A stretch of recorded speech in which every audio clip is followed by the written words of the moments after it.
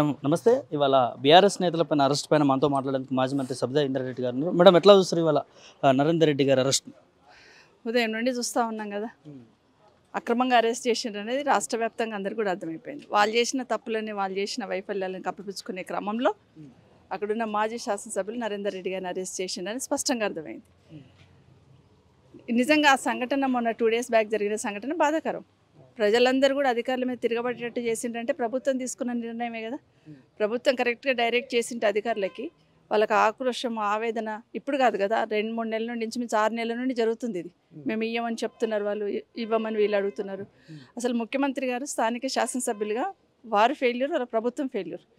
మీ ఇలాకాలో మీ నియోజకవర్గంలో మీకు ఓట్లేసి మిమ్మల్ని గెలిపించిన ప్రజలు ఇబ్బందులు పడుతూ ఉంటే పిలుచుకొని మాట్లాడి కన్విన్స్ చేసి భరోసా ఇవ్వాల్సిన బాధ్యత ముఖ్యమంత్రిగా వారికి ఉంది.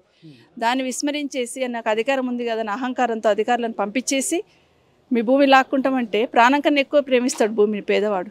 దాని మీద ఆధారపడి దాని మీద బ్రతుకుతున్న వాడికి అదే ప్రాణం.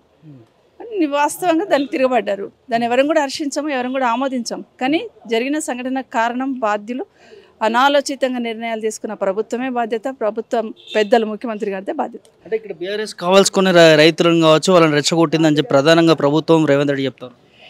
ఈ సంఘటనలు కూడా రాజకీయాల గురించి మాట్లాడితే అంతకన్నా అవివేకం ఉండదండి. అక్కడ రైతు అనేవాడు ఏ పార్టీకి సంబంధించినోడు కాదు. భూమి పోతుందని ఆందోళన, ఆవేదన, ఆక్రోషం అవన్నీ అక్కడ కనిపించినాయి. అక్కడ చాలా బాధాకరం. అక్కడే ఆ సమస్యకు మూలం ఏంటనే వెతుక్కొని దాన్ని పరిష్కరించాల్సిన ప్రభుత్వం ఏదో ఒక రకంగా బీఆర్ఎస్ పార్టీ మీద నింద వేసి రాజకీయంగా, మళ్ళీ ఇది కూడా ఇష్యూ డైవర్షన్, రాజకీయంగా బీఆర్ఎస్ పార్టీ చేపించిందని చెప్పి ఇష్యూని డైవర్స్ చేయాలనే ప్రయత్నమే చేస్తున్నారు తప్పిస్తే ఇప్పటికైనా అక్కడున్న పేదవాళ్ళకి ఎట్లా న్యాయం చేయాలనే ఆలోచన లేదు. రెండవది, ఈరోజు గౌరవ కేసీఆర్ గారు ఇబ్రాహీంపట్నం, కందుకూరులో ఫార్మాకు సంబంధించి 15,000 ఎకరాలను అక్వైర్ చేస్తున్నారు. అక్కడేమో ఫార్మా పెట్టమంటది, అక్కడ ఎన్నికల కన్నా ముందేమో తప్పుడు హామీ ఇస్తుంది. ఫార్మా పెట్టము, ఫార్మా వద్దు, ఫార్మా కలుషితం అవుతుంది, అది ఇది అని మాట చెప్తుంది. రాగానే మొత్తం మీ భూమి మీకు ఇస్తామని అక్కడేమో ఓట్లు వేయించుకుంటుంది. ఇక్కడ వచ్చి ఫార్మా అసలు ఫార్మాకి ఎక్కడ పెట్టాలనే క్లారిటీ అని ఉందా? రాష్ట్రంలో 20 ప్లేస్లలో పెడతా అంటారు. ఫార్మా సిటీ అన్నారు కేసీఆర్ గారు, ఫార్మా విలేజ్ అంటున్నారు. 20 ప్లేస్లలో పెడతా అంటున్నారు. అసలు భూమి మీద, ఆ భూమి హక్కుదారుడికి ఎంత ప్రాణం ఉంటుంది, ఎంత దాని మీద బ్రతికేటోళ్ళకు ఉంటుందని ఆలోచిస్తుంది ప్రభుత్వం. లేదు, పంతాలకు పోతున్నారు. ఈరోజు ముచ్చల్ర సిటీకి కూడా, ఫార్మా సిటీకి ఏదైతే ఉందో వీళ్ళు 4th సిటీ అంటున్నారు. ఇప్పుడు దాన్ని కూడా ఇప్పటికే 3 రోడ్లు ఉన్న 4వ రోడ్ వేస్తున్నారు. ఇప్పుడు 4వ రోడ్ 450 ఎకరాల భూమిని లాక్కుంటున్నారు. 5 కోట్లకి ఎకరా పోతున్న భూమికి 20 లక్షలు ఇస్తామంటే ఎవడన్నా యాక్సెప్ట్ చేస్తారా? వాళ్ళ కుటుంబం ఏమైపోతుంది? ఉన్న భూమి ఎంత పోతుంది? ఎకరాకి 20 లక్షలు ఇస్తామంటే ఎటుపోతారు వాళ్ళు? ఇదంతా కూడా ప్రభుత్వం ఫెయిల్యూర్ని కప్పపుచ్చుకునే దిశగా బీఆర్ఎస్ పార్టీ మీద నింద వేస్తున్నారు. ఈరోజు నరేందర్ని అరెస్ట్ చేస్తారు. ఏ తప్పు చేసినా నరేందర్ని అరెస్ట్ చేశారు? అక్కడ ప్రత్యక్షంగా ఉన్నాడా? ఏం చేశాడు? ఆ ఊర్లో ఉన్న వాళ్ళందరూ బీఆర్ఎస్ పార్టీనేనా? ఆ ఊర్లో మరి మన కాంగ్రెస్ పార్టీకి మెజార్టీ వచ్చింది. అట్లా అనుకుంటే అట్లా ఆలోచించొద్దు కదా. ప్రజలకు ఎక్కడ ఇబ్బంది ఉంది? పార్టీతో సంబంధం ఏముంది? పార్టీ గురించి మాట్లాడతామంటే అంతకన్నా అవివేకం ఏమి ఉండదు. దాన్ని కప్పిపుచ్చుకునే విధంగానే ఈరోజు నరేందర్ రెడ్డి గారిని అరెస్ట్ చేశారు. అరెస్ట్ చేసి భయపెట్టించి ఏదో మమ్మల్ని నోరు ముగిస్తామంటే కాదు. ఎక్కడ మీరు ఎంత ఇబ్బంది పెట్టినా ప్రజా సమస్యల మీద, ప్రజా గొంతుకే ప్రశ్నిస్తూనే ఉంటుంది బీఆర్ఎస్ పార్టీ. ఇక్కడ రైతులను పిలిపించి అంటే ఎందుకు మాట్లాడతలేదు మేడం ప్రభుత్వం? ఏమనుకోవచ్చు? అది వాళ్ళకి చెప్పాలి కదా.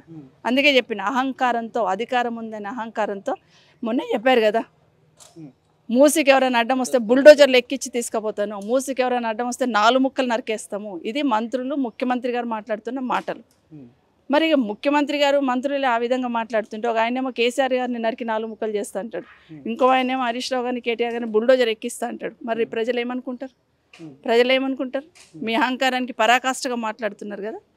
అది అందుకే చెప్తున్నా, ప్రశాంతంగా ఉన్న తెలంగాణ రాష్ట్రాన్ని, అన్ని రంగాల అభివృద్ధి చెందిన తెలంగాణ రాష్ట్రాన్ని, శాంతియుతంగా ఉన్న ఈ రాష్ట్రాన్ని 10 నెలల్లో అల్లకల్లోలం చేసి అశాంతిని కలిగించి ఈరోజు నిజంగానే రాష్ట్రంలో ఏ మూల కదిలిచ్చినా, ఒకసారి రైతులు ఆందోళన చెందుతున్నారు, జహీరాబాద్లో కూడా ఫార్మా కస్టలు అంటే ఆందోళన చెందుతున్నారు, నల్గొండలో ల్యాండ్ అక్విజిషన్ అంటున్నావు, మళ్ళీ కందుకూరులో ల్యాండ్ అక్విజిషన్ అంటున్నావు.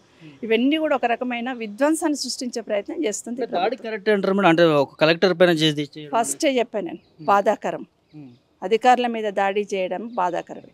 అది మేము ఎవరు కూడా యాక్సెప్ట్ చేయరు. కానీ ప్రజల ఇబ్బంది కూడా అట్లాగే ఉంది కదా. వాళ్ళ ఆక్రోషము, ఆవేశము, బాధ అవన్నీ కూడా ఎవరి మీద ఎక్స్పోజ్ అయింది, ఎవరి మీద రిఫ్లెక్ట్ అయింది? అధికారుల మీద. మరి అధికారుల మీద దాడి జరిగింది, ఈరోజు ప్రజలు చేశారంటే దాని వెనకాల నిర్ణయం తీసుకున్న ప్రభుత్వ వైఫల్యం కాదా? అది ప్రభుత్వ వైఫల్యం కదా. అది అక్కడే ప్రజలను కూర్చోబెట్టి మాట్లాడి కన్విన్స్ చేసి బాబు నేను ఉన్నాను. ఈరోజు ముచ్చర్ల క్లస్టర్లో 15,000 ఎకరాలు అక్వైర్ చేశారు. ఒక్కరోజుతో కాలేదండి, 8 సంవత్సరాలు రైతును ఒప్పించి మెప్పించి కన్విన్స్ చేసి భరోసా కల్పించి ల్యాండ్ తీసుకున్నారు. అది పద్ధతి. కానీ నాకు అధికారం ఉంది కదా అని అహంకారంగా పోతే ఈ విధంగా అధికారులు బలయ్యే పరిస్థితి వస్తుంది.